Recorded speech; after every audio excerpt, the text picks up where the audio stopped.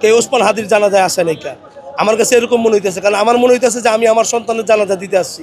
সার্জিস হাসনাত থেকে শুরু করে যাদের সাথে আমাদের কথা হয়, আমরা সকলে আসলে আমাদের জীবনের নিরাপত্তা নিয়ে শঙ্কিত। মৃত্যু হাদি জীবিত হাদির চাইতে অনেক শক্তিশালী। আমি তো মনে করি যে আমি প্রথমত আপনার ওসমান হাদির রুহের মাগফিরাত কামনা করি এবং আল্লাহ যেন তাকে আপনার শহীদি মর্যাদা দান করেন এবং জান্নাতুল ফেরদৌস তাকে দান করেন। আমি একটা কথা বলতে চাই, মানুষ নিজের সন্তানের জানাজা দিতে আসছে এখানে, কে ওসমান হাদির জানাজায় আসে নাই কা। আমার কাছে এরকম মনে হইতেছে, কারণ আমার মনে হইতেছে যে আমি আমার সন্তানের জানাজা দিতে আসছি। একটা বাবার ভিতরে যে কষ্ট থাকে, আমার ভিতরে সেম কষ্টটা আছে।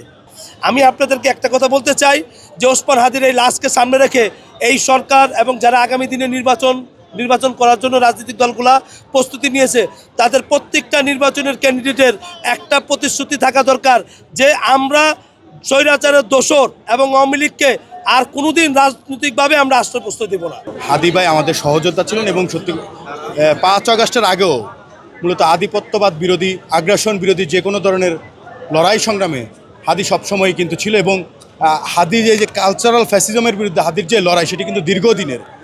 5 আগস্ট পরবর্তী বাংলাদেশে তিনি চেয়েছিলেন যে এই কালচারাল ফ্যাসিজমের একেবারে মূলোৎপাটন করতে এবং তিনি সে লক্ষ্যেই কাজ করছিলেন এবং সত্যি কথা বলতে জুলাই গণ অভ্যুত্থানের যে অঙ্গীকার ছিল সে অঙ্গীকার বাস্তবায়নের লক্ষ্যেই কিন্তু হাদির যে লড়াই সংগ্রাম সেটি তিনি চলমান রেখেছিলেন এবং একটি পর্যায়ে এসে আমরা দেখতে পেলাম যে দেশের স্বাধীনতা, সার্বভৌমত্ব এবং আগ্রাসন আধিপত্যবাদের বিরুদ্ধে যে লড়াই সংগ্রাম সেটির প্রতীক হয়ে উঠছিলেন কিন্তু এই ওসমান হাদি।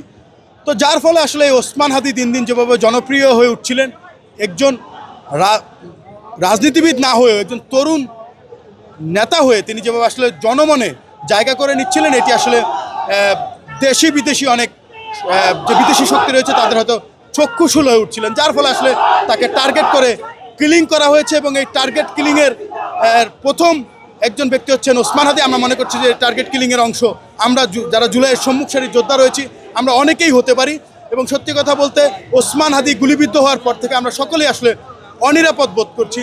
সার্জিস হাসনাত থেকে শুরু করে যাদের সাথে আমাদের কথা হয়, আমরা সকলে আসলে আমাদের জীবনের নিরাপত্তা নিয়ে শঙ্কিত।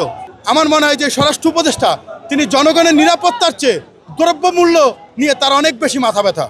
তা আমার মনে হয় তিনি এই যে স্বরাষ্ট্র উপদেষ্টা না হয়ে যদি খাদ্য উপদেষ্টা হতেন তাহলে মনে হয় দ্রব্যমূল্য অনেকখানি নিয়ন্ত্রণে চলে আসতো এবং বাংলাদেশ খাদ্য স্বয়ংসম্পূর্ণ হয়ে উঠত। মৃত্যু হাদি জীবিত হাদির চাইতে অনেক শক্তিশালী। আপনারা বিভিন্ন সময় দেখতে পাচ্ছেন যে হাদি ভাই যখন শাহবাগ, মতিঝিল এইসব এলাকায় প্রচারণা করতো তখন তার সাথে কয়জন লোক থাকতো, কিন্তু এখন দেখেন কত মানুষ, লাখো লাখো ভাই তার জন্য আজকে এখানে উপস্থিত হয়েছে শুধুমাত্র জানাজা দেওয়ার উদ্দেশ্যে।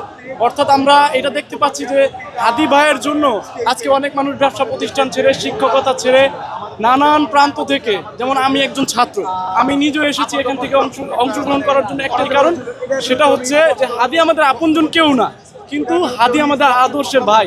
আর আগামী দিনের যে রাজনীতি সেটি হবে যে আপন ভাইয়ের জন্য আমার মনে হয় না এত খারাপ লাগে যেটা আমরা হাদি ভাইয়ের জন্য আমাদের এত খারাপ লাগছে।